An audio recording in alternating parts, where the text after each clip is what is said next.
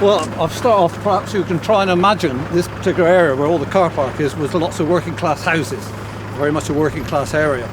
This, Garden Haskins, probably some people, local people would know, used to be a soap factory. It was run by Christopher Thomas, who was a non-conformist, Unitarian, radical liberal. I mean, it's an important part of the story. Unfortunately, because of the way we're actually walking, it's going to be, the narrative is going to be going backwards and forwards rather. But this particular factory didn't actually go on strike during the 1889 strike because they conceded to a wage increase to avoid a strike. So there were lots of companies that actually did that, but there were some that were more obdurate and stuck out, and that's where the strikes took place.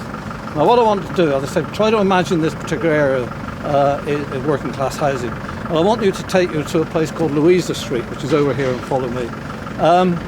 And in Louisa Street is where some, very much again in the working class area, but some middle class women from Clifton, who originally belonged to the Bristol Women's Liberal Association, the first women's liberal association set up within Britain in 1881.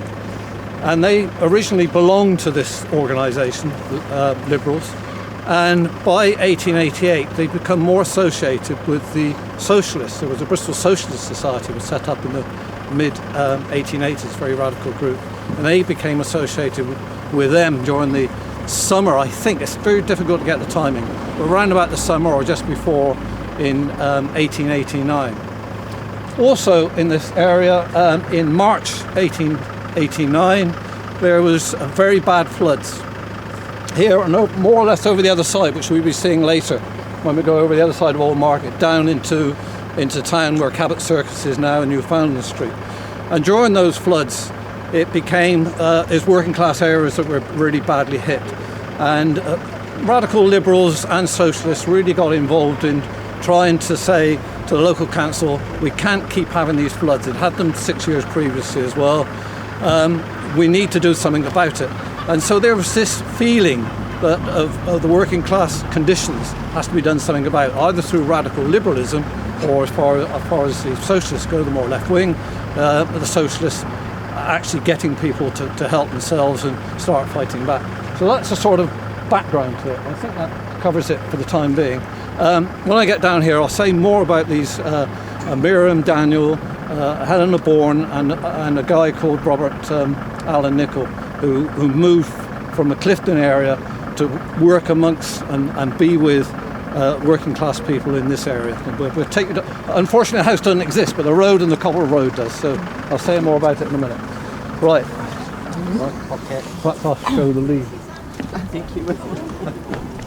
This is Louisa Street. I can't guarantee these were the original cobbles, but some of them might be. It did extend down to almost, I think that's the Jewish cemetery behind there. I think it extended back around there. Number 9, I think, was along in that field somewhere. Now this is where Miriam Daniel and Helena Bourne and Robert Allen Nichol came. I want to give you some background to this. First of all, about Miriam Daniel. Miriam Daniel was born in Bristol, in Clifton, the daughter of a grocer. Had a sister, brothers, very much involved in Pembroke Congregational Church, which is in Oakfield Road. It's an office block now, it's not a church anymore. And that's up in Clifton. They lived just off of Oakfield Road, and in a well-to-do place. So they were sort of middle class, I suppose. I don't know how the new class system would actually put them in today, if everyone's been doing that BBC website. But she was born in 1861, and she married in 1881 to a solicitor called Edward Tuckett Daniel. And in 1885, this is the bits and pieces I know about her. In 1885, she actually went to art school, and the art school is next to the Royal College of Art at the top of, for local people, at the top of Park Street, along Whitehead's Road there. So the Bristol School of Art was there. And I mention this in particular because I wondered when I was doing the research as to where she got her radicalism from. But on looking at the Bristol School of Art, it was very traditional. It wasn't very radical. But having said that, in 1885, William Morris, the art socialist, actually came and spoke in Bristol at the museum, which is only a couple of 100 yards away. And he talked about art and labour, and he was talking about for middle class people and working class to get behind the workers in this time and support socialism. So we've got no knowledge she actually went to that lecture, but I'll be surprising if she didn't, and certainly friends of hers would. And also, almost verbatim, his actual lecture was put into the local papers. So she certainly would have been aware of it. So this may have part radicalised her, but she was involved also in the Bristol Women's Liberal Association, but not so much as her friend Helena, which I'll talk about later. In 1886, she falls ill. Not sure what she's got. It might be some form of cancer. I don't know. But the advice from the doctor was to avoid sexual intercourse and sleeping arrangements with her husband. For how long, I don't know. But she goes up to Edinburgh for convalescence over the next few years, 1886 to 1888. And while she's there, she gets acquainted with a guy called Robert Allen Nichol. I've mentioned he was a medical student, and he was several years younger than her. In 1889, not sure exact dates, but in the summer of 1889, or perhaps the September actually, perhaps a bit later, Robert Allen Nichol comes down to Bristol with Miriam Daniel and stays in the Daniels' house, which is, that particular time, is in Hampton Road, which is just off of Cottam Hill, again in the affluent area of Clifton. And he stays there for, 3 or 4 weeks. And during the time they were there, they do this sociological survey of the Fry's factory workers in Bristol. And anyone that knows Fry's, I don't know if anyone knows Fry's chocolate, yeah. Quaker company. The Fry's were very radical liberals. They would support the suffrage movement, women's suffrage, for example, as did Miriam's husband support suffrage as well. So they were radical people. Now, in the history books, right up to the almost common day, really, people look at Fry's and say, what a model paternalistic employer that the Fry's were. But these people actually take a sociological survey and find actually the poor conditions that mainly the women and girls were actually working in. And they produce a pamphlet, The Truth About the Chocolate Factory, and I'm talking about white slavery. Now this antagonises her husband because he moves in this circle of elite Quakers and elite non-conformists, and he bans her from actually having this pamphlet published. And on that banning she wouldn't actually accept. She moves out with Robert Allen Nichol and also her friend Helena Bourne. Helena Bourne, I'll stop there and talk about Helena. Helena Bourne was a very active member of the Bristol Women's Liberal Association. She was born in Hatherley down in Devon. She goes to school in Taunton, Academy in Taunton, and then comes to Bristol with her father. Don't know too much about her. Her mother dies, so she's left in Clifton. I think he must have come into some money because he doesn't seem to work. But she is expected to look after him because she's the woman in the house, you know, this sort of thing you expect, well, unfortunately sometimes today, but certainly back in that time. And she goes to a church, again in Oakfield Road, but she goes in the Unitarian church. Unitarian church, which is almost, not quite opposite, it's only 100 yards away on the other side of the road to the Congregational church.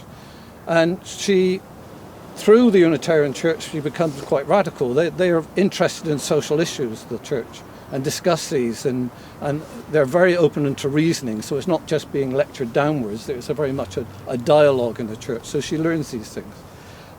So she becomes radicalised. She's very active, she's on the executive committee of the Women's Liberal Association, certainly up to 1888 and into 1889. And there is an overlap when she becomes a member of the Socialist Society, Bristol Socialist Society, but she's still got her membership on the executive committee of the Bristol Women's Association.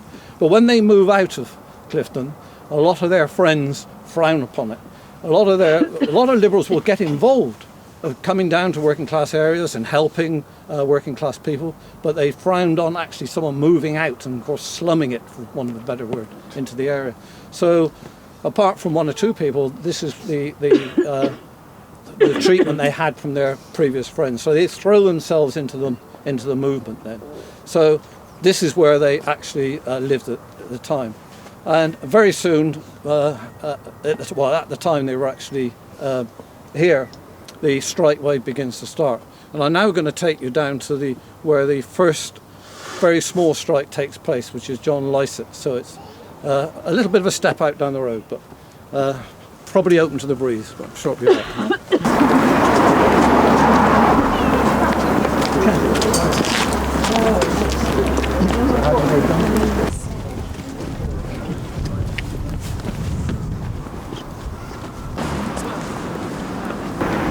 We'll get it in the background, that'd be nice. Yeah. You're talking.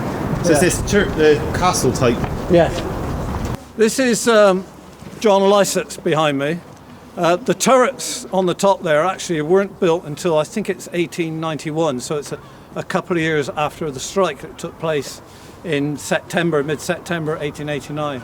There was only about 50 odd men involved in this particular strike, but the fact is it was successful within just a few days, give a lift to the local labour movement to think, actually, we're in a position now, we haven't been in for a long time, where we can actually start winning some battles. These were, as I say, mainly men and of particular skills for this particular company. John Lycett, again, was supposedly known as a paternalistic employer. I think they had a canteen, they even had a library for the workers as well. So it's a place where you wouldn't think there was necessarily a lot of discontent. But it was for an increase in wages they were actually after. And I say within a few days they actually win this dispute. There is another dispute in Lycett in the following year. But seeing we've got to backtrack later, I'll talk about that one in a minute. On my right-hand side as we go down, a very similar wall to this, is a gasworks, or was a gasworks, shall I say. This wasn't the biggest gasworks in Bristol, that was at Stapleton. Stapleton was a new gasworks. But a few days after the Lycett strike, where a strike committee was set up and funding through the labour movement was sent out to try and collect money for the strikers to help them support them during the dispute, that strike fund was kept going. And within a few days, the gas workers actually went on strike. Now this was, again, a very momentous and successful strike. In the summer of 1889, the gas workers formed a union in Bristol, and within a month they'd actually associated themselves with the London gas workers, so it became a national organisation, which was really important for winning a dispute. Because what they needed to do, once they go on strike, was the fact they knew that non-strike labour or scab labour would come in or be bought in through the Free Labour Society to take their places. And they needed to stop that, and they needed to get support from other gas workers around the country. So during this particular strike, they struck at a particularly good time because there was only about 2 days' supply of gas left for Bristol for the lights. So unlike, unfortunately, the miners in 1984 and 85, where there was several months of stocks, a couple of days would bring the Bristol to a halt, certainly with lighting and so forth. Well, obviously gas being very important then, electricity only just forming or being used. So the company refused to concede to the request of extra money, extra wages, and they brought in some scab labour from Exeter and from Frome. They were very unsuccessful. Now what I'm not sure about, it's mentioned in the papers about a particular bridge access from Temple Meads to the gasworks here, Avon Gasworks as it was called. Now I don't know if it's a bridge along Avon Street along here, which is quite big. I'd like to think it was this bridge, which is very narrow, because what the strikers do, and their supporters, is fill up the middle of the bridge with carts and horses to stop the non-strikers from Exeter actually coming through. And they also got on top of the bridge. It got very violent, bricks were thrown, and the usual sort of thing at that particular time. But the police couldn't handle it. Eventually, the Exeter scabs were sent back by train. They didn't actually get through. Some of the Frome people actually got through, but only about 50, not enough. So the rest were sent back, and they scored a victory. They had a meeting, and the police arranged a meeting in a police station to deal with a settlement. And they won everything they actually asked for. Not only that, the company had put on a lot of food for the the free labour from Exeter and Frome, because they were sent back. The food was given to them. You can guess the rest, I won't have to tell you. So that was a major victory, and it gave a lot of confidence to working class in Bristol at the time. Lots of strikes, small ones, begin to break out.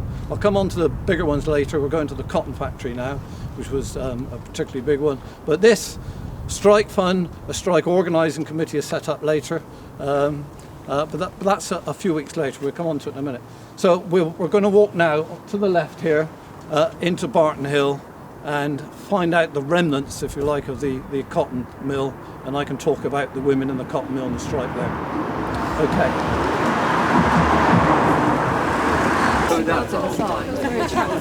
You've been in 4 days, haven't you? Roger's going to give a quick introduction about the funding of the cotton mill, which is really, really important. So. Yeah, a few years ago, in 2007, you might remember we did some events around the abolition of the slave trade in Britain. 2007 was the 200th anniversary of the abolition of the slave trade. Well, during that work that's been done by local historian Jim McNeill, I think many of you all know from living Easton, he exposed a really important relationship in the ending of slavery and the transition of very wealthy Bristol merchant families who had slave plantations, were involved in the trade and all that, their transition into industrial capitalism in Britain. Now, I always thought this happened, completely separately. There were these people who were like merchants, had plantations in the colonies, all that. They were completely separate from these, Manchester and Liverpool and this sort of rise of like industrial manufacturing. But actually, that's not true, because you might see there's a name up there, it's Maze Street, and you might see names like Ackerman and Pinney around the city. Well, what Jim McNeill showed, for example, the cotton works is a great example, which you may or may not know, but slavery in the British Empire was abolished in 1833, or that's when the process began, mainly because of a huge slave revolt in Jamaica in 1831. But anyway, they decided to start this process of actually making slavery itself, rather than the trade, holding slaves illegal. And that system, in order to get that to happen, the government and sections of the ruling class had to buy off other sections of the ruling class to do that, primarily those involved in slavery. They said, all right, we'll give up slavery, you've got to compensate us for every single slave we've got, because we're going to not be able to, run our highly super exploitative industry that we, plantations and sugar and coffee. So we want some money. And the money that was actually given to the slave holders across the country was about £20 million, right, in 1833. And that money, to give you an idea, was about the amount when we did that first massive bank bailout. About 40% of the tax budget for a year is what was given to the slave owners. 40% for the tax budget for the whole country was about £20 million, and that was given to the slave owners. So basically, we, the British people, the taxpayers at the time, paid off the slave owners. So what did they do with that money? And one of the things that was done in Bristol, you might have seen the Temple Meads, Clifton Suspension Bridge, Great Western Railway, they're all connected to this, but the Cotton Works is a great example, because this Cotton Works was opened in the late 1830s, I believe, and the money came directly, to fund that, came from this compensation from the taxpayers. So these slave merchants turned themselves these slave merchants turned themselves into cotton capitalists. Now you can see the connection, can't you? You might be moving cotton, for example. You might have been, running plantations in Virginia or wherever. You might be moving cotton from the Caribbean. So why not open a cotton processing plant, which is what they did. And I won't tell you too much about it, because Mike's probably going to elaborate. But what I do know is that, it was interesting that they employed thousands of mainly women and child labour. And I know that one of the rules for child labour in this plant was, if the kid didn't turn up, this is like 10 to 12-year-olds, if they didn't turn up for work on the Monday, then they were kept in and stuff for days. It was like detention in the factory and stuff like that. It's appalling sort of repressive conditions when this factory opened. But this is was a product of the slave trade, and it's how they turned their wealth from us into the reproduction in the capitalist economy. So you'll see these names, Ackerman's, and they're all still here in Bristol as well, by the way. Right. Okay, well, we're jumping ahead 50 years now, from the 1830s when it actually opened to the 1880s. Still employing about 1,700 people. Majority were women or girls. There were some men and boys. The men, surprise, surprise, usually had more senior positions, supervising, etc. They'd always had, according to the owners, difficulty in making decent profits to pay dividends to their shareholders. And in the 1880s, they were still arguing poverty. And I think it was 1885, they imposed a pay cut of 10% on the promise that when the business picks up, then they would reimburse or put that money back. Well, in 1889, the cotton workers had enough. They said they want their 10% back and get their wages back to what they were before. They said in Lancashire, the cotton workers were earning more than them. The actual managing director at the time was originally from Manchester, but by the name of Stafford. He also belonged to the Merchant Ventures. There's this link that Roger was on about, this elite through the Merchant Ventures, through the people that are compensated through the slave trade. So they have this dispute. They want this 10%, and what really unusually happens is that Miriam Daniel goes in with these workers. She contacts the managing director, said, is it okay, I want to come in and represent these workers. And don't forget, she's not a trade union official. She's an unofficial person leading or leader within the Bristol Socialist movement. So she goes in and the actual staffer says, well, we'll see you. He said, but this is unprecedented, I won't normally do it. So she takes the delegation of workers in the October, I think it's October the 21st or 20th, I can't remember the exact date, but it's in the pamphlet if you want to buy the pamphlet, so that's the key. Get the correct date. And she goes in with this delegation, putting these demands, and they were turned down. They wouldn't look at any of them. We can't pay anything, we can't afford it, and so forth. So she walked out. The women and the men had a meeting, and they immediately walked out, so there was a strike straight away. This is an important issue in the sense that it was Miriam Daniel that got the blame. They said she was the troublemaker, she's the person that led these workers out. And actually it wasn't, she represented them. But the women themselves and the men actually made the decision to actually walk out of this factory, and they marched down into the centre of town to Rope Walk, which is maybe we're looking at later, Roger, if we've got time, from where they congregate to have a meeting. And at the same time, there's plenty of other strikes going on. Within a couple of days, the dock workers were out. Thousands of dock workers came out on strike, and they get together with the cotton workers and they formulate these marches, march up to the Clifton Downs to have a demonstration. But what was that, their own issues, or was it they came out in support of the cotton workers? No, it's their own issues, but they walked together in solidarity, supporting one another.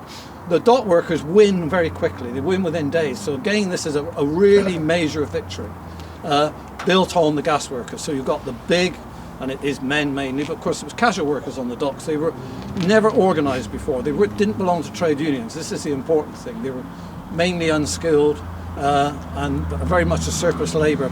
People were in the building trade and sometimes in the gasworks. When there was no work there, they would go down on the docks and get work or try to get work. So, and then they were put in sort of cattle pens, and you had to have favours to be picked to work on particular ships. So you were only taken on for the particular job.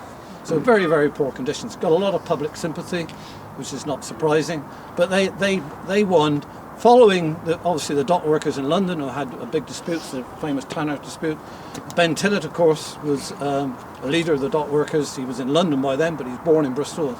I think there's another pamphlet on that if you want to buy it, by Joe McNeil. So Badminton, is it Bannerman Road, isn't it, Easton? Yeah. You see the plaque for Ben Tillett. Yeah. So there's an awful lot going on. What was not novel, but novel to Bristol in these cotton workers' strikes, that they're following the example given by the match women's strike in London in 1888, where they paraded from the factory to Parliament Square. parading of workers to get people to support their strikes, collect funds, and actually advertise, if you like, they're striking to get support. In Bristol, what happens after it's in the November, because the strike goes on, they actually organise a march to the Clifton churches.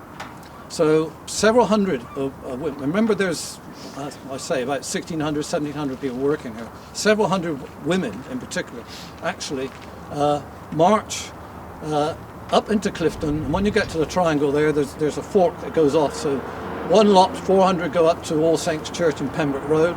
300 go to the Tyndale Chapel, which is up White Ladies Road, and go into the services and sit quietly with their banners demonstrating against these employers and saying this is the treatment we're actually getting.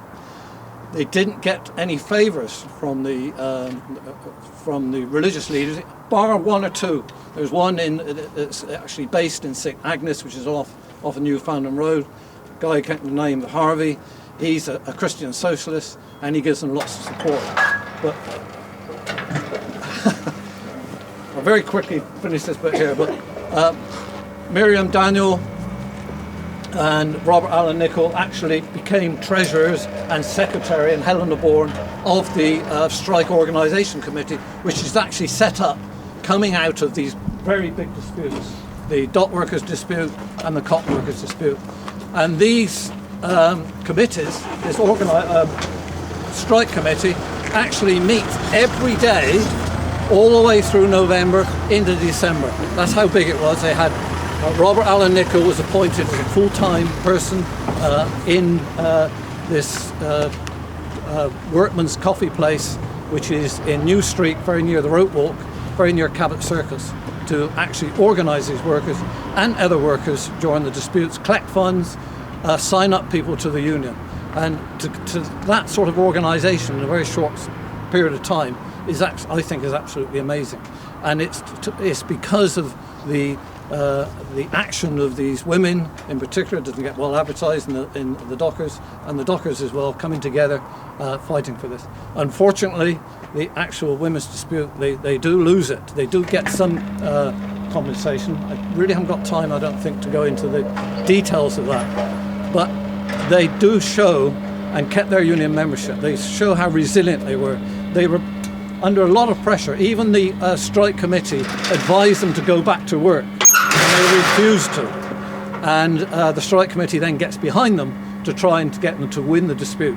Unfortunately, they actually fell, even though they got the solidarity of the dockers who refused to touch the cotton goods, both in Bristol and in Liverpool as well. So this strike is nationwide in a sense. It's really, well, should be well known. I hope it will be well known once the pamphlet gets distributed more widely.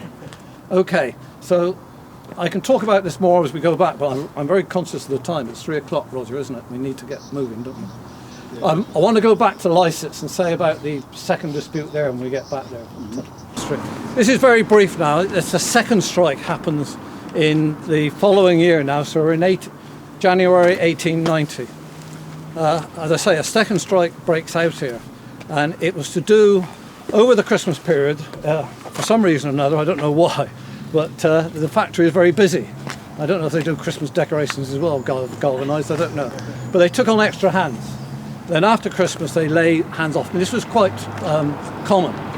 But when they laid them off in the January, instead of laying off the casual workers they took on, they started sacking the long-term workers who were involved in the strike. So, for want of a better word, it was using like blacklisting that we do today. They were sacking the troublemakers, I suppose, in inverted commas. So, because of this, they all come out on strike and say, it's going to be a closed shop, we're not going to work with non-union people, you've got to reinstate us and sack the casual non-union staff. They lose the strike. They don't discuss it. The company won't come to terms or even get across the negotiating table to actually talk about it. They say, no, we won't talk about anything till you come back in. The union said, no, we're not going to do that. They stay out, but they don't stay out very long, about a week and a half, and they realise they weren't going to get anywhere. In that time, about 2 or 3 weeks, in that time, the company had prepared this because they brought in a new process. They changed the labour process. It's form of de-skilling. The skills that were required before were gone within 3 weeks because they brought in new machinery to actually do it where other people can be trained to do it and able to take on only the people they want. And when this realisation set in, unsurprisingly, the strike begins to crumble, people go back to work. Now, as 340 came out on strike, actually 200 go back, but the other 140 don't, so that they won't take them back on. So it's one of those setbacks in the early new year. Some other strikes were actually winning, but this is a case where this Lycets had learnt from the first strike, so we're not having this again, and start preparing the counter-offensive, which comes with more abundance in the 1890s as the years go on, setting up in 4 organisations to fight back against the unions. But this is the first sign of it. So unfortunately, it was a loss. It does split the movement a bit because a guy called Rawl, R-A-W-L-E, he was a member of the Bristol Socialist Society. Did he tell us to go back to work, is it? We're still on strike from the 1890s. He gets rather bitter. He was a licensed worker and he belonged to the Bristol Socialist Society, but he starts throwing some accusations about the strike fund against Miriam Daniel, sort of indicating she's been fleecing the funds. And so there was, unfortunately, with people always think there's no smoke without fire, and lots of goings on. Anyway, to cut a long story short, there is an investigation. They publicise the strike funds in the local paper to show it's been done properly. They're also, at the instigation of the Cotton Workers branch, set up an investigation which finds Miriam Daniel and others completely innocent. There's no shenanigans going on at all. And Raoul, who was a licensed worker, is expelled from the, by then it was called the Strike Committee, was changed into the Works Organisation Committee in January. He's expelled from that committee.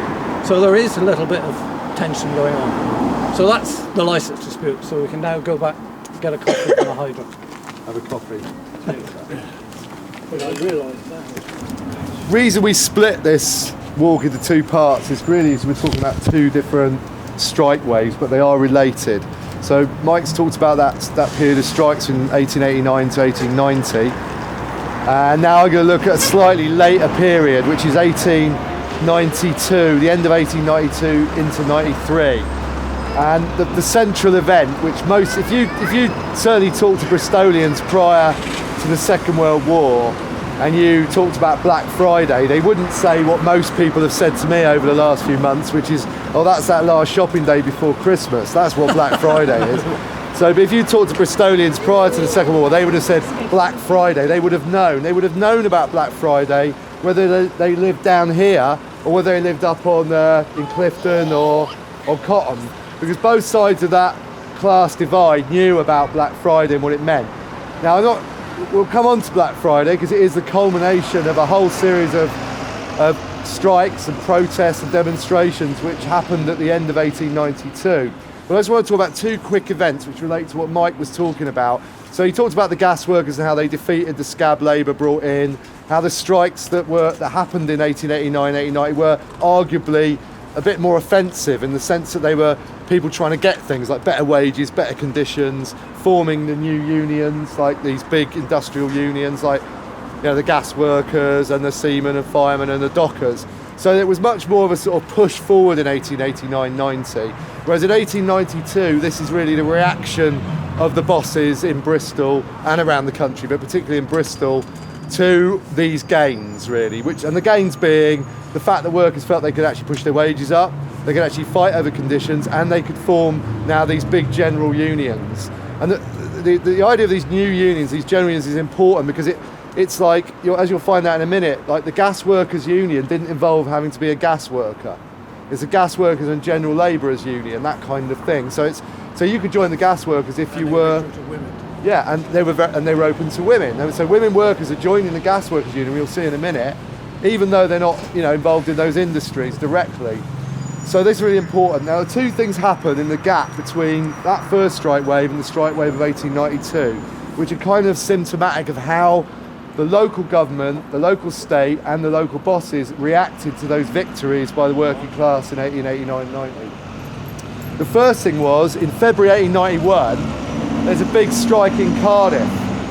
And it's like, there's a dockers and tram workers strike in Cardiff. And the Watch Committee, and I'm going to mention the Watch Committee a few times. Basically, what the Watch Committee was in Bristol was the body of councillors who control the police. Okay, so the Watch Committee controls the police in Bristol. Remember, the police are fairly new. They only come along in 1836 or something. So they're being the body that controls them is the Watch Committee, and that is made up of 14 councillors. And those councillors in general were industrialists, merchants, and members of the Bristol bourgeoisie. So they're on the Watch Committee. They're also magistrates as well. Okay, so you've got magistrates, councillors, councillor magistrates, and all these people connected through this one committee which controls the police.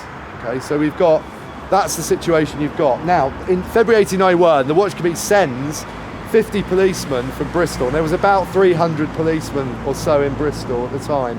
So they send 1/6 of their police force to fight a strike in Cardiff and to break that strike, which is what in fact they did. They helped break that strike.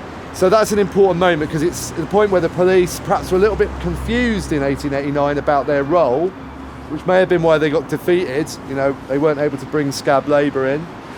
But by 1891, the Watch Committee are telling the police, your job, right, is to basically protect like scab labour. That's your job. You're going to protect these free labourers from these evil unions. So it's very clear. And then also in spring 1891, the same year, there was a move in the council to ban public meetings in parks, right? And this is an explicit attempt to try and put to death the Socialists. And they're holding these big open-air meetings. Hundreds of people turn up, maybe thousands in some case. People would do open-air voting. They would put resolutions together. So the council try and ban public meetings. And there's a quote here about that, which I think is kind of symptomatic of the battle lines that are being drawn in 1891. So one of the socialists said, it is evident that the power which this rising democracy, and he meant the new unions and the idea of a Labour Party, and especially trade unionism, are obtaining, is exciting in the minds of certain sections of all governing bodies in the kingdom a desire to pass and enforce measures of a suppressive and punitive character. So they're acting, they're getting the police organised, the local bosses and the state, because again, they're all in the same organisations together.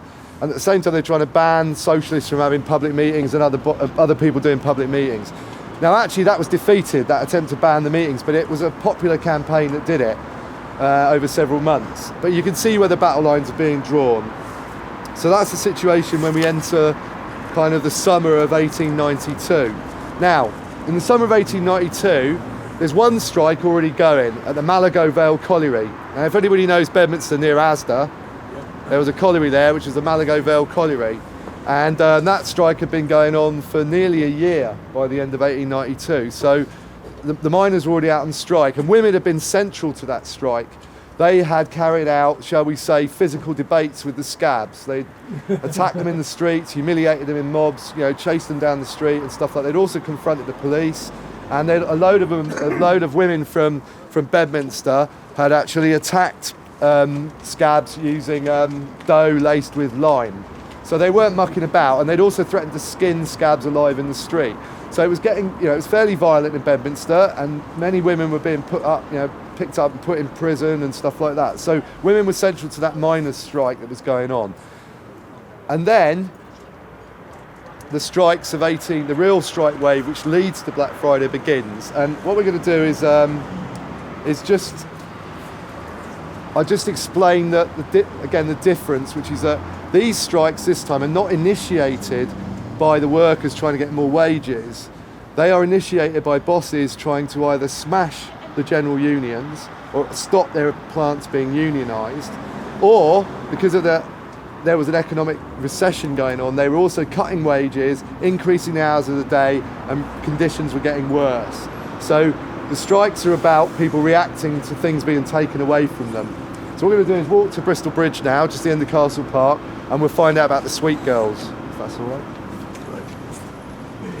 This site here, approximately here, was where the Sanders Confectionery Works was, or the Redcliffe Confectionery Works, and it employed about 300 or so women, most of them, a lot of them were young women, so they were under the age of 16, and it was in the period where those laws are changing about child labour and all that. But basically this place was, why they were called Sweet Girls was because a lot of them were young women, and their wages, I can tell you, were appalling. I mean, they were earning about a third of the average wage here for like sort of 50, 60-hour weeks.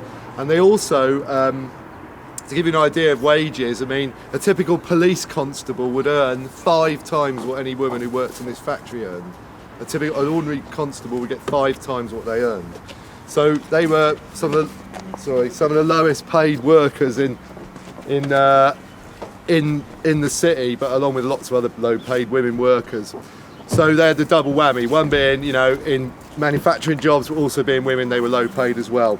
So what happens is, and I think it's important to make this point, and Mike made it earlier on, these women weren't unionised, and along with a lot of workers, in Bristol at the time, who were becoming part of these general unions, these big organisations that are accepting women workers and unskilled workers and manual labourers. That's the change that's going on, because you had these skilled workers in unions for a long time, but it was opening up now, and that will of course have an interest for those people who are members of the IWW, because this is the phase where the working class is starting to move into unionism en masse. So what happens is, these workers, non-unionised, a group of women walked out on strike on September the 5th, 1892, and basically there's paternalism in factories. We talked about the Quakers at Fry's and other places that Mike mentioned, but the paternalism in this factory was a very Victorian form of paternalism, and it was directly related to women. So for example, if you worked here, you weren't allowed to actually leave the factory during the working hours. You were locked in at lunchtime. Okay, so women weren't allowed to go, the girls weren't allowed to leave the factory. They came in the morning, they were kept there all day, not allowed to leave, and then they left in the evening. So that was one thing that they weren't happy about, along with a lot of other Victorian paternal type attitudes. But also, they went on strike because the owner was trying to put an extra hour on the day, so he was adding another 6 hours a week onto the working time, and obviously their low wages. So they went out on strike about this, particularly about the 1 hour extra on the day. Now, some members of the Gas Workers Union and some of the people from the Socialist Society in these strike committees that kind of formed in 1889-90 were still around, new people coming in, they came and spoke to them, and they were given advice, and they were advised to join a union. So 80 Sweet Girls in this plant, as a result of that one-day strike, joined the Gas Workers and General Labourers Union. So that was a step forward. So probably about a third, quarter of the workforce, something like that, joined the Gas Workers Union. And the response of the owner, the Sanders family, was to kind of issue notice to start to threaten these new militants that had arisen in the factory. So he issues notice on 40 of the workers, basically says, you're sacked, right? You join the union, you're sacked. He claimed he wasn't doing it because there was a union, but it became obvious to everybody in the plant that's what was going on. Sack the people who are behind getting people into the Gas Workers Union. And that sacking of those workers meant that around 70 to 80 Sweet Girls who were members of the union walked out and started a 26-week-long strike. Right? So it was a major dispute, half a year it lasted. The girls who worked here, who came out on strike, were commonly known as Sanders white slaves. So you'll hear this quite a lot, this idea of this analogy to slavery, but white slavery. From the first day they went on strike, there was violence down here on this very street. So what would happen is, the Sweet Girls were outside, their supporters would come down, there would be big demonstrations, because what had happened is some of the women who had said they would join the union then took their jobs. Some of them had been there a long time, they took senior positions. So there was a lot of animosity between the workers. So these 80 Sweet Girls would parade outside, there'd be hundreds of people would come down here. So the first day there's trouble here, right? And so there's sort of altercations between the scab workers, the workers who are working, carrying on working, and women who are on strike. And the women are fighting and stuff like that. Police get involved, women get beaten up and stuff like that by the police. And the police are clearly on the side of the bosses in this dispute immediately. Right? They are protecting the workers here, they are attacking the demonstrations. That happens quite a lot. And you also see the start of this new law that they're using, or starting to use more and more. So rather than nicking people for violence, what they're trying to do is grab organisers, and they're using this act, which is called the Conspiracy and Protection of Property Act, which was brought in specifically to deal with picketing. Okay, so it was brought in, and what it meant was you could be arrested even if you weren't violent or if you didn't obstruct anybody. So it'd be like, oh, we could grab Steve Mills because he's a union organiser and he was involved in organising this. So he would come under this act and we'd take him off and get him bound over, maybe get him imprisoned. So pickets start to get fined and jailed as a result. So basically you're getting jailed even if you haven't done anything. But anyway, and of course, who's jailing you? Who's dealing with you? Well, it's the magistracy. And the magistracy are sitting, half of them are sitting on the watch committee, running the police. So they're on both sides of the game, haven't they? They've got the police and they've got the justice system sewn up in the same organisation, the same people. So you could be, the police have been sent down here to do this, then the people who were nicked would turn up at court and the people who'd sent them down there would be trying you. Wonderful situation to be in, and probably still true today, actually. But anyway, so what's going on is that you've got a watch committee, and I give you some names now which are quite important in the watch committee. So these are major industrialists, right, who are running the police in Bristol. And they're like Sir Charles Wathen, who was a wool merchant, Charles Wills, a clothing merchant, not the Wills we think it is. Arthur Baker was, corn and agriculturalist, and Edward Robinson, you might know, as a paper sort of magnate in Bristol, the Robinson factories down in Bedminster. So these people are trying the strikers. They're all magistrates. They're on the watch committee and they're trying the strikers and putting them away. Before we move on, there's one evening which is particularly important. That's the evening of October the 26th, when there's about somewhere between 600 to 1,000 demonstrators here, about 60 sweet girls parading outside the plant. As the workers come out, the police actually assault the supporters. And I want to bring up a French revolutionary now, which he turns up in this story quite a lot, and I've quite got to know him really. But his name was Gaspard Delacroix. So Gaspard Delacroix, so I'll call him Lacroix from now. He's down here and he's one of the main people on the strike committee helping the sweet girls. What these people are doing is, like Mike said, collecting money. They're like organising, setting up meetings and stuff like that. So he's over here. He was liked sort of liked a bit of a drink, but he wasn't he would be solid on the demonstrations, but he'd be off afterwards having a pint. He also was a famous swordsman as well. So he was teaching all the strikers and stuff how to, to wield a sword.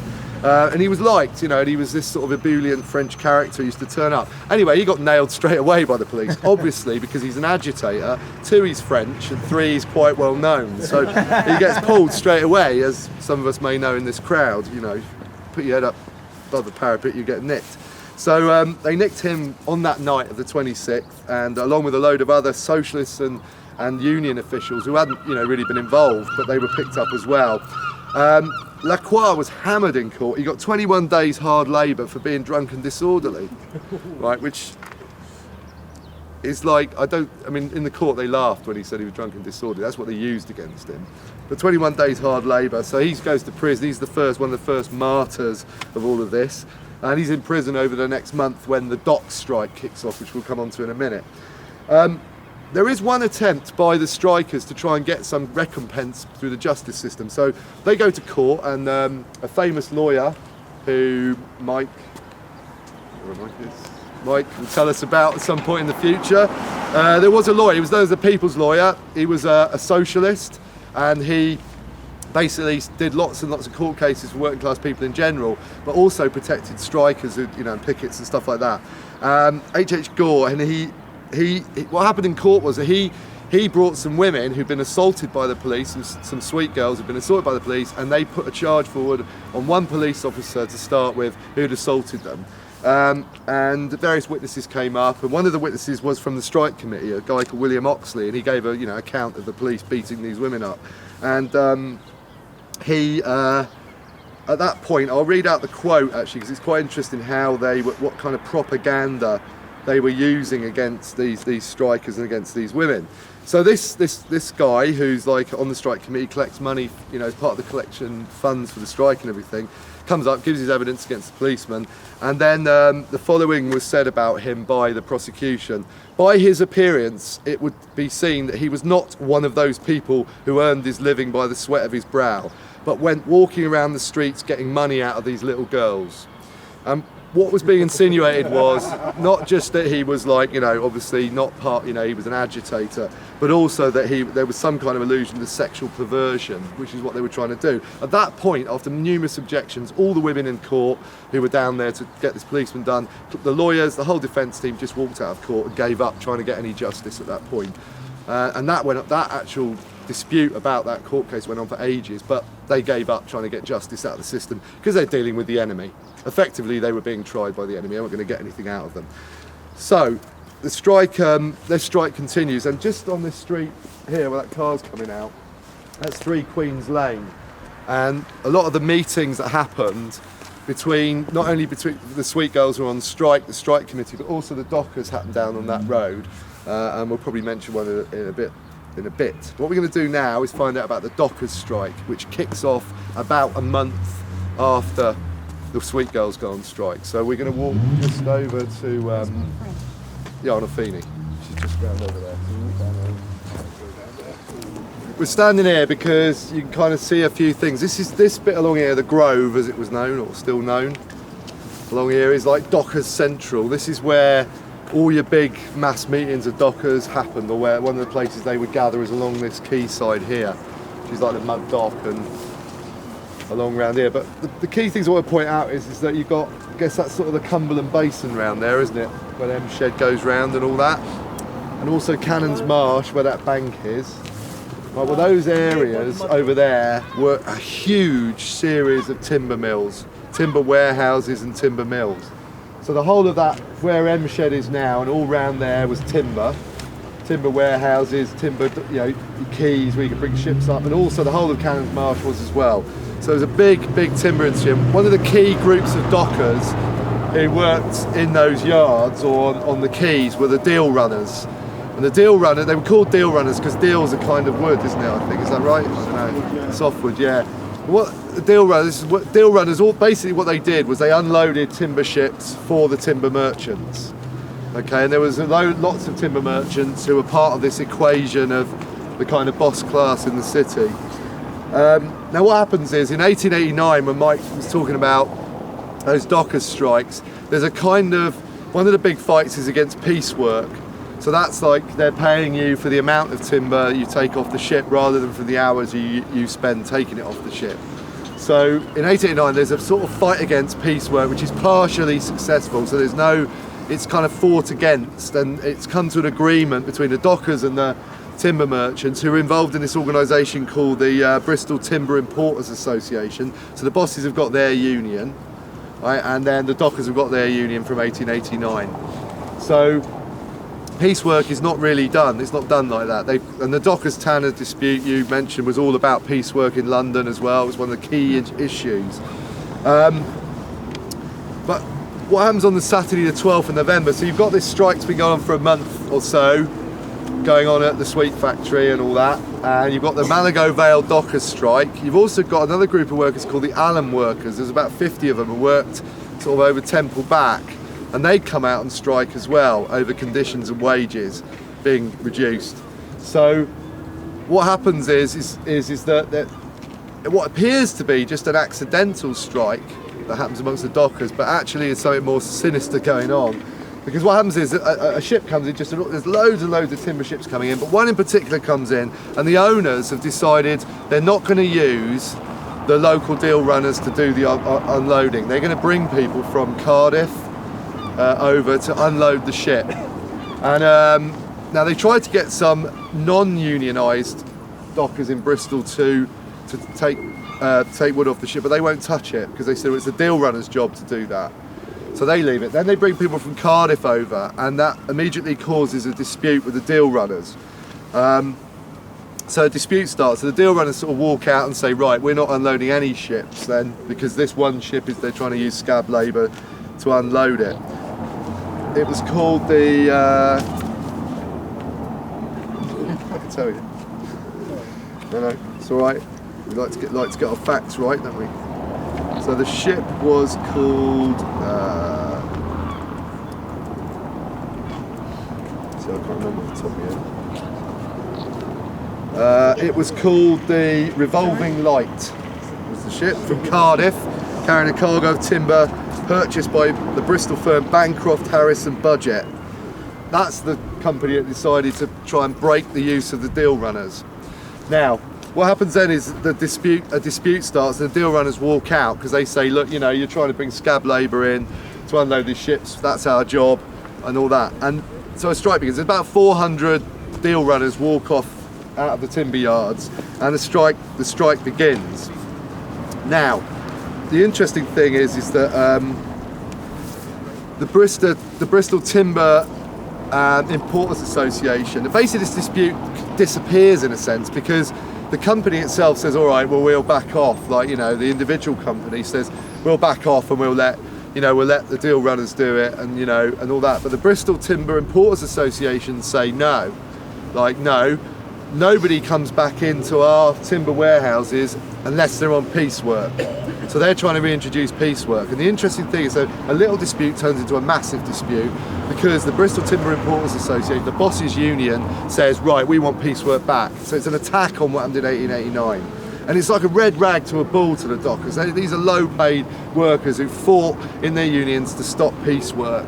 So it really was going, you know, it was a big that to the dockers is what the Bristol Timber Importers Association were doing. And they've also secretly, several months before, been talking to a thing called the Shipping Federation, which was a notorious bosses organisation for breaking strikes on the docks all across the whole of the British Isles. Right? I mean, they broke strikes in Northern Ireland and Glasgow and all that. So they've secretly already spoken to them and said, right, we're going to need loads of scab labour, and they bring in a professional strike breaker called Graham Hunter, and you're going to hear his name, Grammy Hunter. They bring him in. He boasts about breaking 14 out of the last 18 strikes he's been involved in. So he says, I'll get you the scab labour. The Shipping Federation said they're going to bring him down. And then that begins to happen. So all the dockers are locked out. All the deal runners are locked out. They're bringing in scab labour. Now, where do they bring scab labour in from? Temple Meads, come on the trains. That's what their plan is. So on the 23rd of November, the day that the Bristol Timber Importers Association say we're bringing scab labour in, they've already brought 60 in the night before. Okay, and that's an organisation that's organised by the Watch Committee, the police, the Bristol Timber Importers Association, and staff at Temple Meads, right? Or the management of Temple Meads. So they organise it, they bring scab labourers in. The next night they try to bring in more, but down at Temple Meads, 800 to 1,000 people, including deal runners, men, women and children, all get involved with their mates as well. We're all down there. There's a huge crowd, about 1,000 people down at Temple Meads. All the dockers are watching the little stations like Montpellier, St Andrew, all the way, all the line is covered. Stapleton Road, Lawrence, all being watched. That night they're waiting at the station. There's police there, plainclothes police, and also the Graham Hunter's there, the professional strikebreaker. So this big crowd spots him at Temple Meads and they attack him. So members of the crowd, you know, run into Temple Meads and there's a huge battle. You know, they have to hide him in a ladies' waiting room, the police, to protect him. But he gets hit, beaten up, and there's fighting.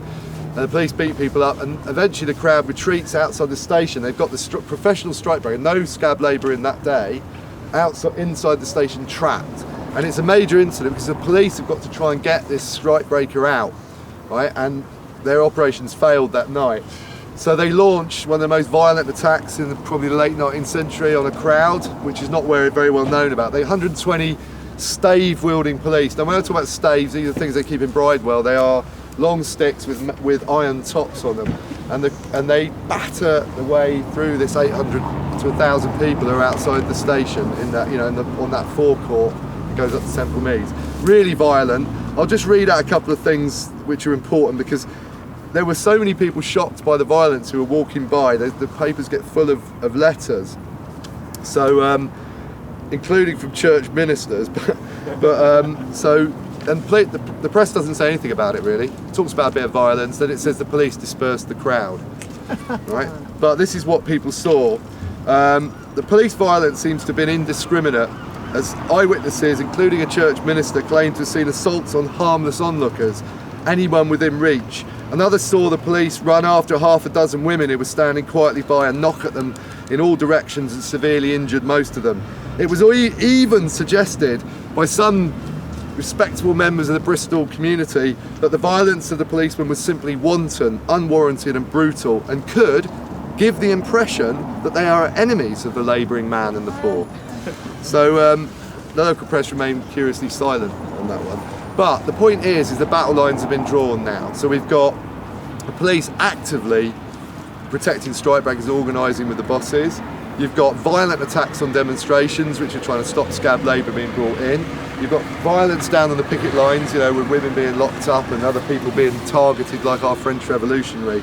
So that's the situation on the streets, I mean in terms of the sort of pickets and that. But there's also another war begins, right? And that war is an underground war which is alluded to in the newspapers, but what's going on is day after day, most of the scab labour that's brought in, several hundred in the end, is billeted down in the timber yards themselves. So the bosses put them up in barracks down the Cumber Basin in Cannons Marsh. So there's a huge police operation launched every day to protect. They've got around 80 to 100 policemen protecting these strikers every day. Because if they go into the city, they are targeted by the dockers. People used to check people's shoulders for splinters of wood, which meant you were, you know, you'd been lifting timber, and they would, you know, get attacked. There was also attacks on the police who were protecting them. There was like the classic kind of incident would be that, you know, one incident I remember is that, you know, the strikebreaker Graham Hunter and the chief constable and the assistant chief constable and a load of police escorting him across the basin on the ferry, which is further down by the Mardyke, I think. Is that right? The Mardyke ferry. And you know, 60 to 70 dockers would spot them, or somebody would spot them. Everybody was watching. They'd gather together, dockers, and then people would meet them on the other side. There'd be bricks flying and riot. And this was going on pretty constantly through the month from the end of November into early December. So there is a war going on two levels. At the same time, all of these groups, as Mike talked about before, these joint ideas of joint solidarity, all starts to come together.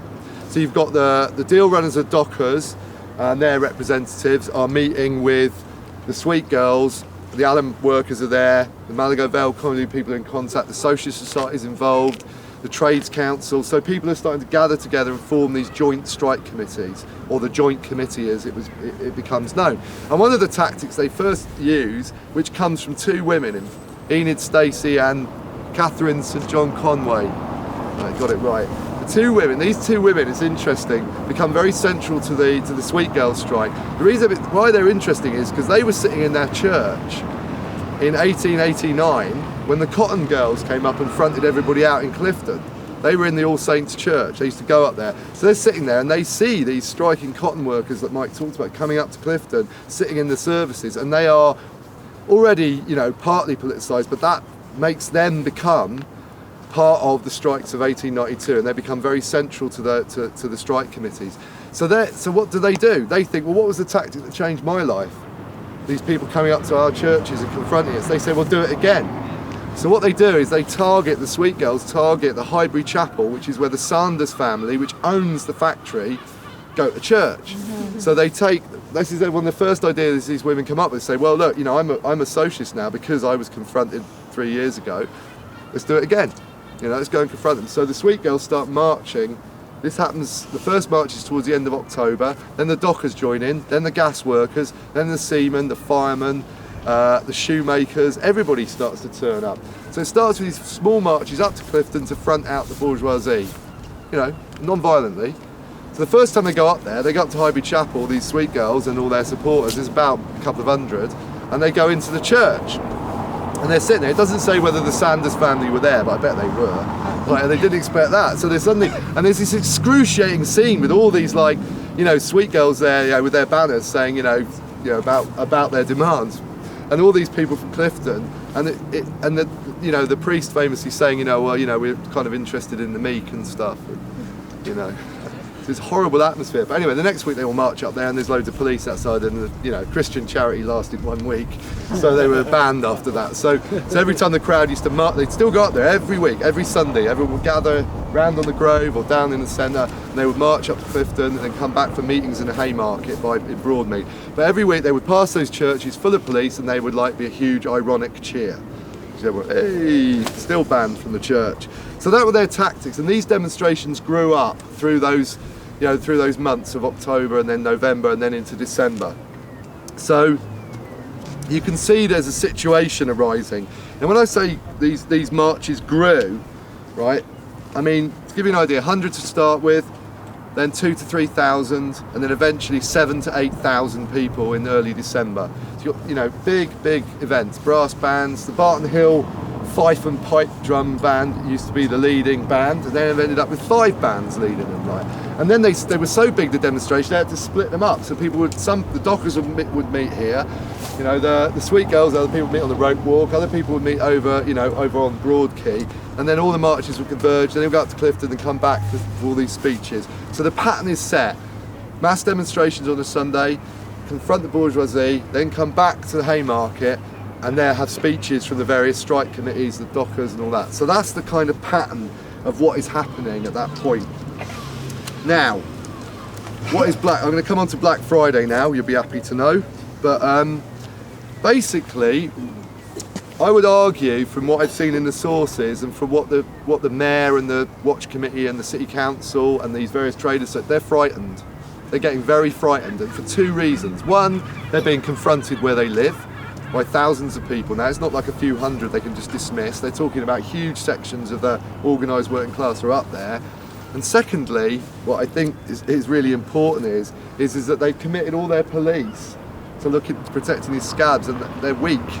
They've only probably got about 200 coppers for the whole city available, 200, maybe 200 coppers for the whole city, and so they feel vulnerable, right? That's how they're feeling at that point. So secretly, I think one incident in particular is one of the marches just before Christmas was so big, and they heard the speeches changing, and one of the things that starts to happen in the speeches, they're not just talking about union rights now.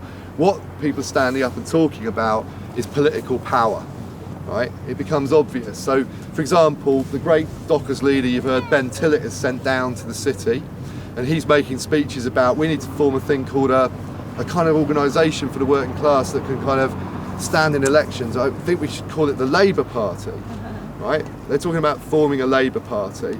They're realising that in order to win disputes, and this is the lesson of why we have the Labour Party, is because you couldn't win if you just had economic power. You had to have state power as well.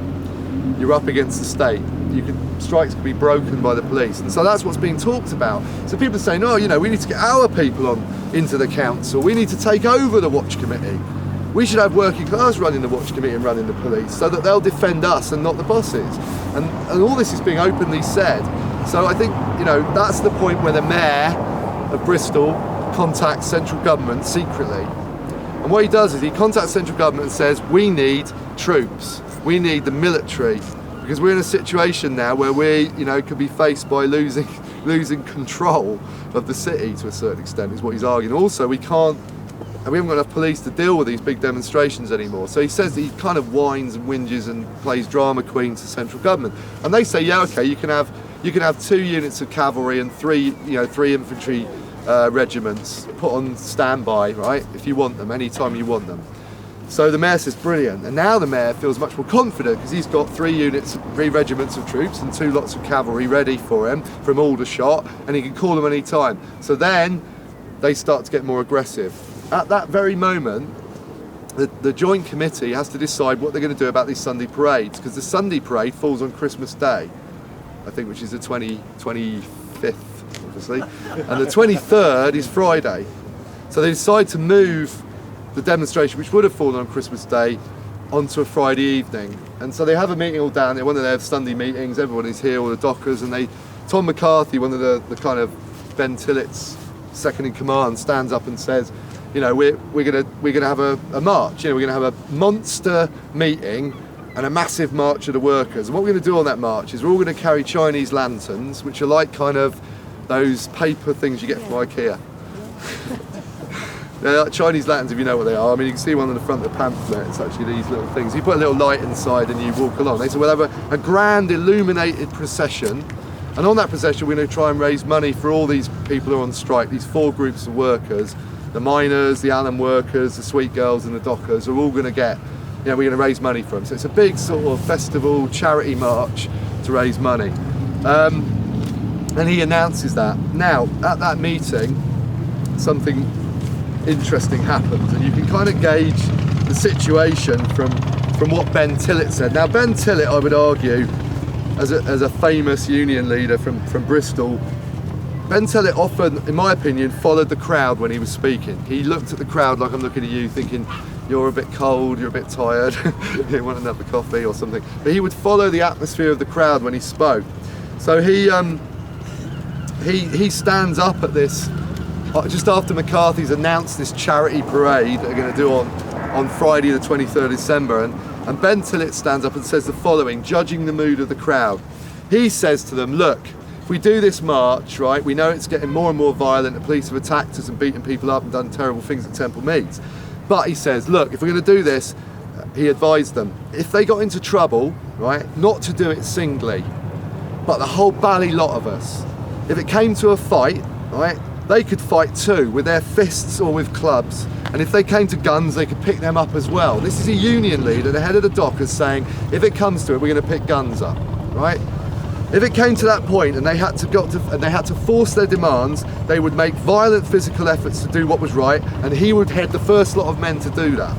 The crowd cheered, right? The crowd cheered and applauded this speech. And in an extraordinary moment, Ben Tillett asked the assembled mass of dockers and sweet girls and everybody to repeat after him the following oath. I will, if necessary, defend my home and my wages by any means, violent or pacific. And the crowd roared, you know, they chanted, and then the whole crowd chanted the oath back. So thousands of people said, I will defend, you know, my family and my wages and all my conditions with violence or you know, not violence or non-violence, whatever's necessary. So you've got thousands of people there. Then Ben Tillett gets on a train and clears off to London.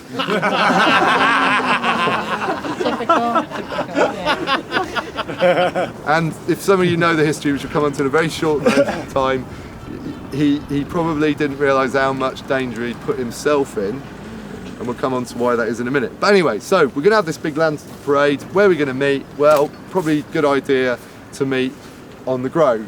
So they decide to set their meeting point here. There are one or two other meeting points, but the main place, we're just going to walk round the corner because this is where everyone gathered on that Friday night. We'll just walk round there in a second to see what happens. But the interesting thing is that as soon as they hear about this, the mayor, that this march is happening on the Friday night, the charity parade with lanterns, he's straight on the blower. Didn't have blower, probably sent a letter. He did actually send a letter, but he was straight on the telegrams actually.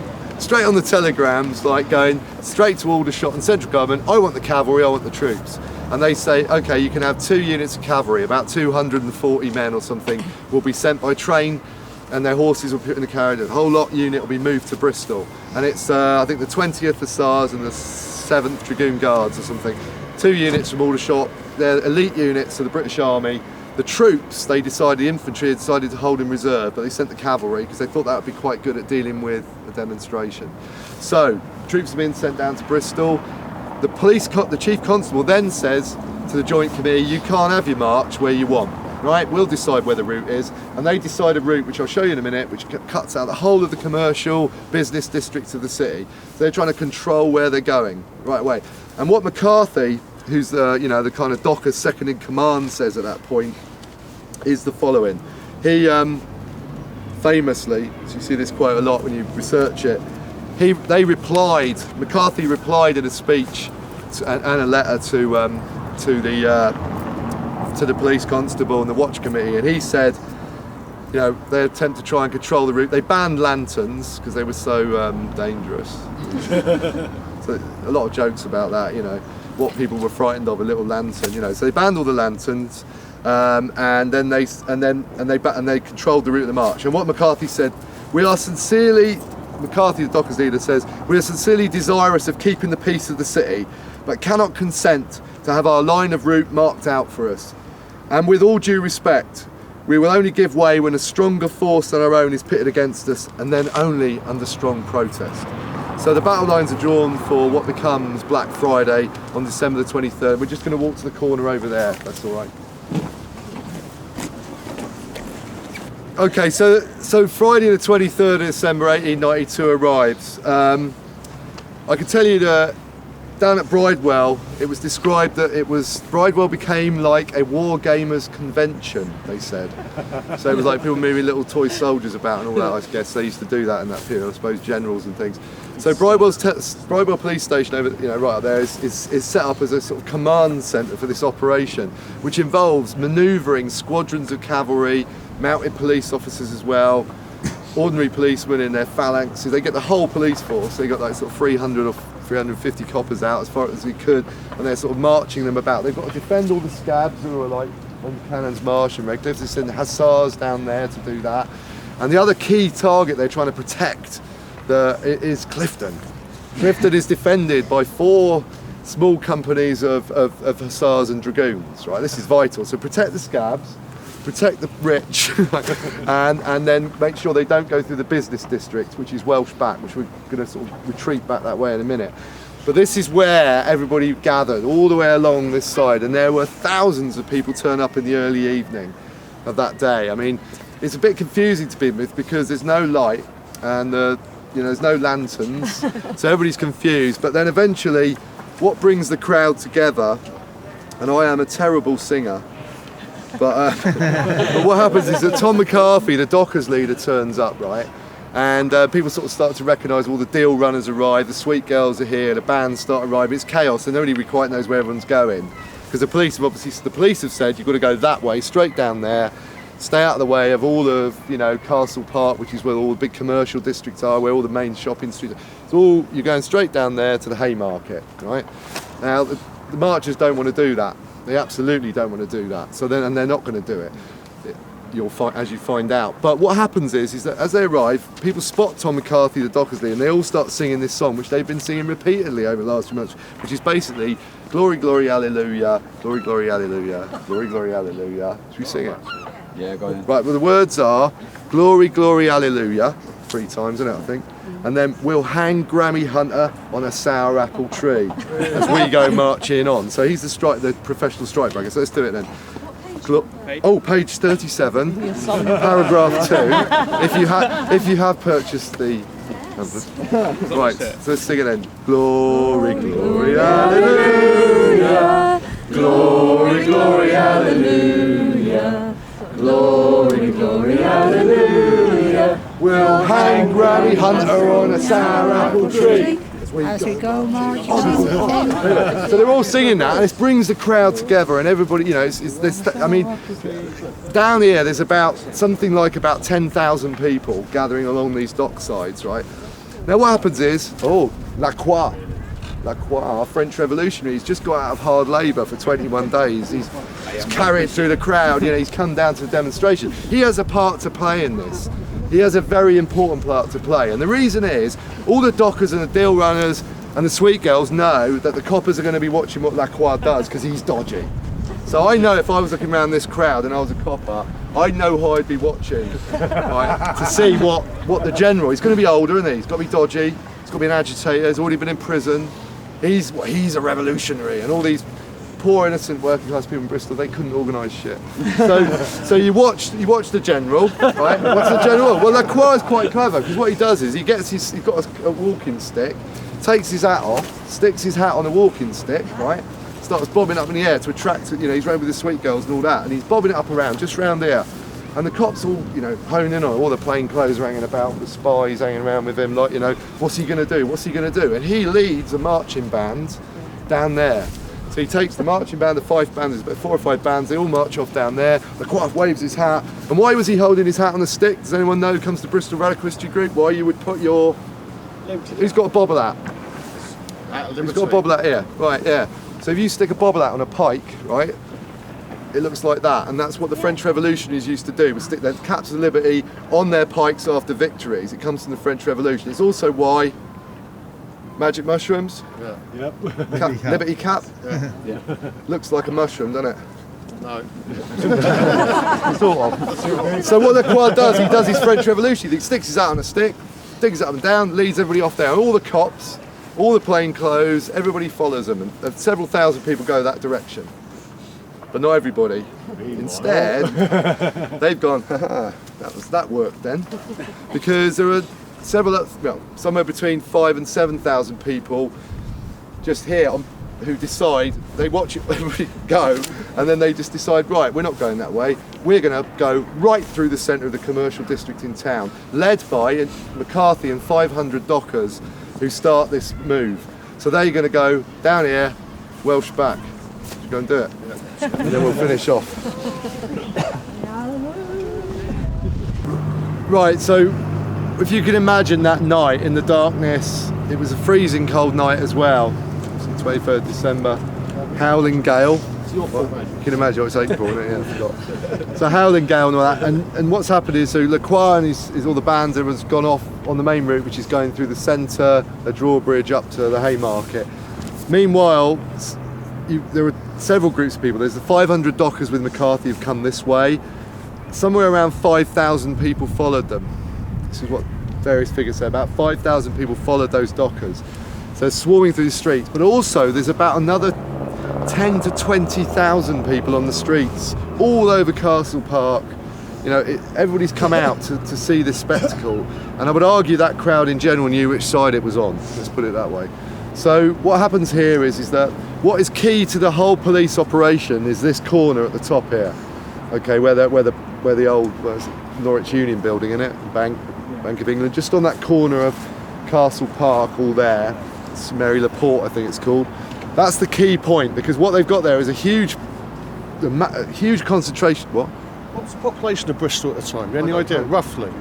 I mean, 20,000 people. That must have been a fair whack of the population. It was nearly 30,000, they reckon. Somewhere between 20 and 30 were involved in this. So yeah, huge percentage, huge amount of people. If you got 25,000 lefties and Unionists out in the streets, you'd be happy, wouldn't you? You'd be over the moon. Ain't gonna happen, son. Yeah. I'll tell you what, you want to get involved in doing something in the unions, mate. So, anyway, right. Anyway, right. So you've got thousands of people on the streets all waiting out there. What's up the top there? Well, there's huge concentration of Bristol police, mounted police just up towards Wine Street, and at that point, what's going on? There were no cavalry there at that point. They're all distributed around, protecting Clifton, over at the Haymarket, down with the scabs and all that. So McCarthy and his 500 dockers. Now, in my mind, I would have thought that the 500 dockers would be the kind of people that would probably not be happy with being diverted by that police line. That's why they came up here, because they wanted to go right through that commercial district. Castle Park, as we were talking earlier on with Woodsey, was not, this flat green area. It was the centre of shopping in the city centre, which was destroyed in the Second World War, and we've lost it all now. So that was the centre there. So there's that's the place where the police don't want them to go through. Now McCarthy and his 500 deal runners turn up at that point, and the police basically say no. They're confronted by mounted police, and they take a right across Bristol Bridge and then follow a really tortuous and much harder path than we have passed today.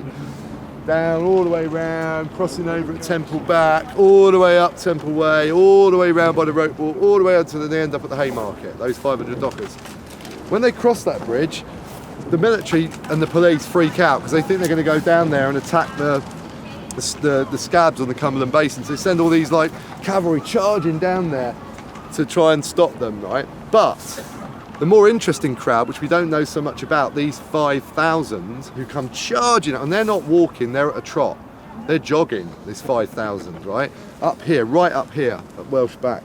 And they arrive about 10 minutes after the dockers, 5 minutes after the dockers, and they don't stop. We don't know who these people are, but there's a lot of them, and they smash their way straight through the police line on the top of Castle Park, and they go straight through it. And I'll read you a short description of that moment, because the police constable talks about it a lot, but as you can imagine. But he,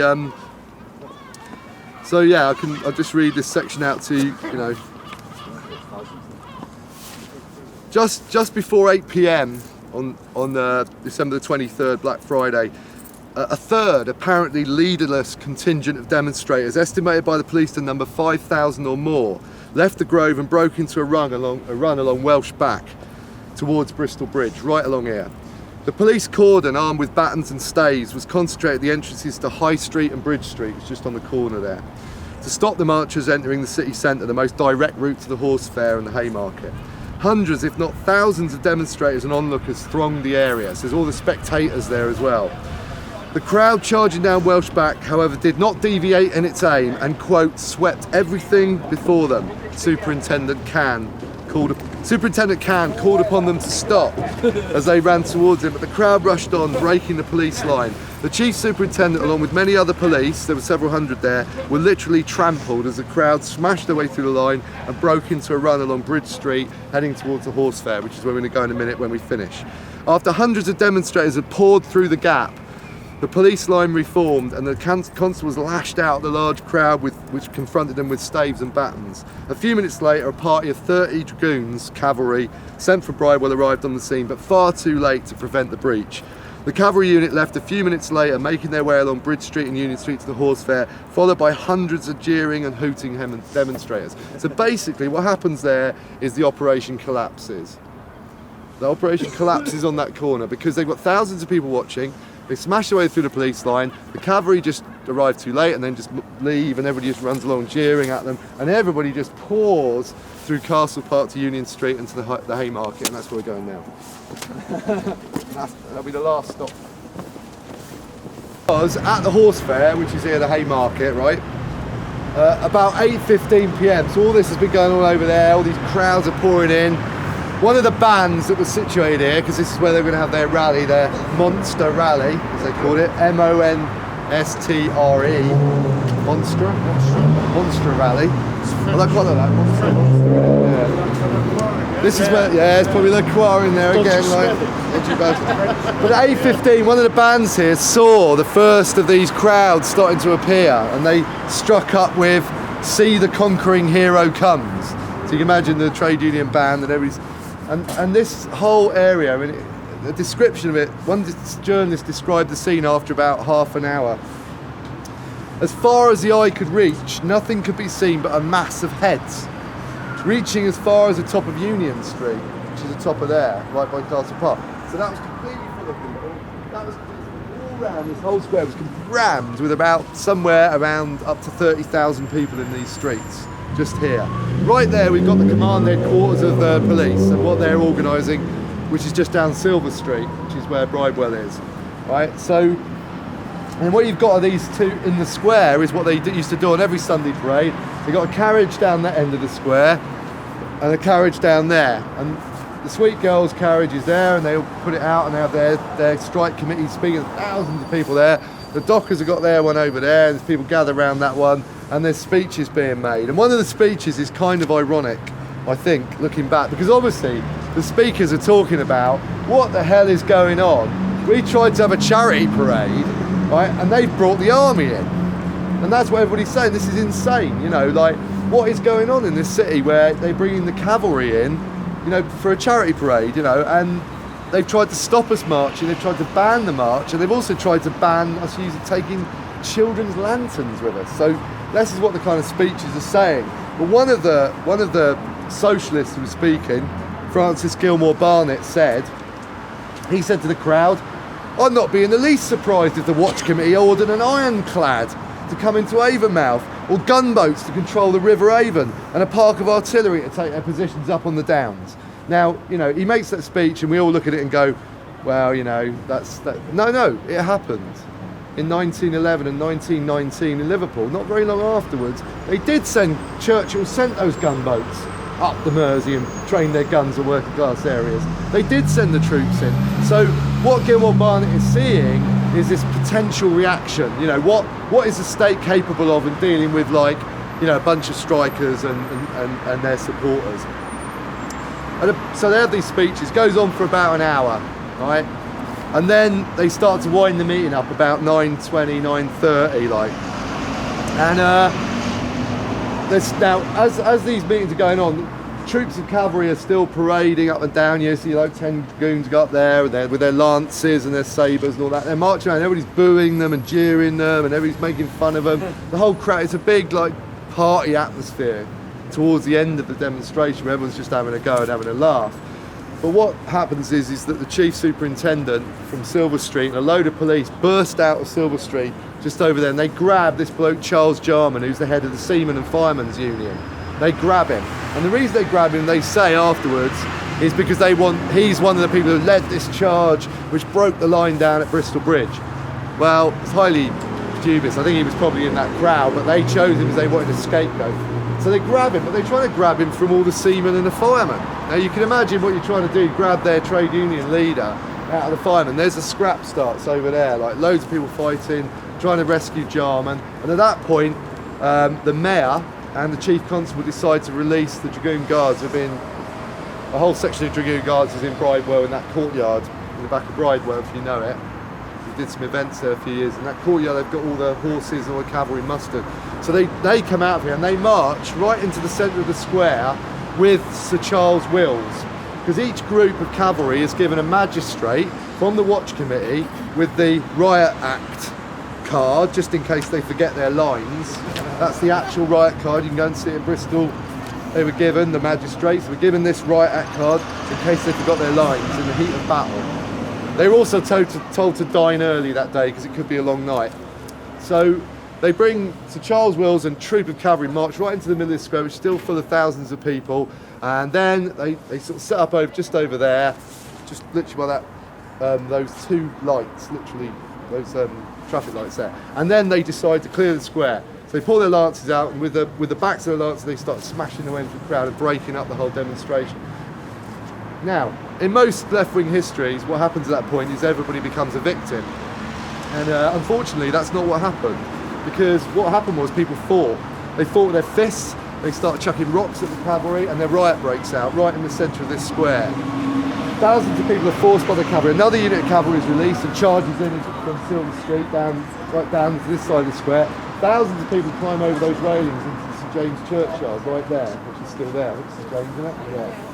So there's thousands of people going there, and then the police sort of riot squad they form with all these staves and battens, then burst in and beat all those people up. Meanwhile, fighting goes on the square. The cavalry officer is in charge of it, Colonel Schwaber, has his hat knocked off, 2 horses go down, cavalrymen are beaten, rocks are thrown. It's not actually this kind of simple dispersal of a crowd or a massacre. It's something in between. It's a violent dispersal by cavalry of a crowd which is resisted by the crowd, and this goes on for some time. I mean, there's about an hour of fighting and dispersal goes on all around these streets, but then eventually they clear the whole area, and that is what becomes known colloquially as Black Friday. It's the point where the kind of bosses, the local council, the magistracy, the Watch Committee all join up together and decide there was going to be a riot before it happened. That's the key point. Some journalists received a telegram the day before Black Friday from an Associated Press, I think it was, report or something, came into them, and it said cavalry have been sent from Aldershot to Bristol to deal with the impending riots. And the journalists all sat there at the Bristol Mercury and went, what do you mean impending riots? Do they mean that charity parade that's on tomorrow night? So, most of the city didn't regard the charity parade or anything like that as being any threat whatsoever. It was only the mayor, the Watch Committee and the police and everybody else who thought it was a threat and decided to bring the cavalry in because there was going to be a riot. And what they did actually was pretty much cause one. And that's really why Black Friday is known as, or certainly known by Bristolians, is a little bit like, they're the ones who caused the riot. And they did it on the basis, I quote you, the Mayor of Bristol to finish off. This is what the Mayor of Bristol thought about you lot at the time, right, and me. He said, when he wrote to the government, because he wanted to keep the cavalry in the city, right? He wanted to keep those cavalry regiments because he was so worried. But he basically said, look, we saved the city from a conflagration, which would be like 1831, like the riots. We saved the city from this. And of course, most of the population thought, no, you just caused it to happen, really. And what he said, the mayor, he said, Bristol bears an unfortunate reputation in connection with riots. And the Bristol magistrates believe they know the locality and are conscious of the requirements for dealing with the class which has been termed the residium. Right, so you're the residium. I think that means, what does that mean? Scrapings off the bottom of the barrel. Yeah, the dregs. Yeah, you're the dregs. And he said, including those now newly designated as the unemployed. So he's now talking about the word unemployed, I think. So basically, you're a bunch of scrounging residium, dregs, scum. And that's why we need that's why we need these cavalry, that's why we need this military repression. Now I'm going to sort of finish off there. The last couple of things are important to this. Nothing was said in the press about the number of casualties, right? All they mentioned was the police casualties. 51 policemen were injured, they said. The cavalry, I know from their letters in the National Archive, were pretending they hadn't been hurt because they're kind of hard and all that. But actually they were, because there's quite a lot of injuries amongst the cavalry. But more interesting, the press said nothing about the violence carried out in that hour of violence here, in particular by the police and cavalry. Nothing said. So what happened is the joint committee, they said, I think 5 people were with minor injuries, who were nothing, who were nothing to do with it, or something the press said. But actually they put this poster up, which you can find in the pamphlet. So the strike committee puts up police riot, right? And they put this poster up all around the city, and it says, all persons who were injured by the brutality of the police and soldiery on Friday night are requested to immediately send their names and addresses together with an account of the injury and shortly the circumstances connected with it to Mr. Petherick of the Bristol Strike Committee.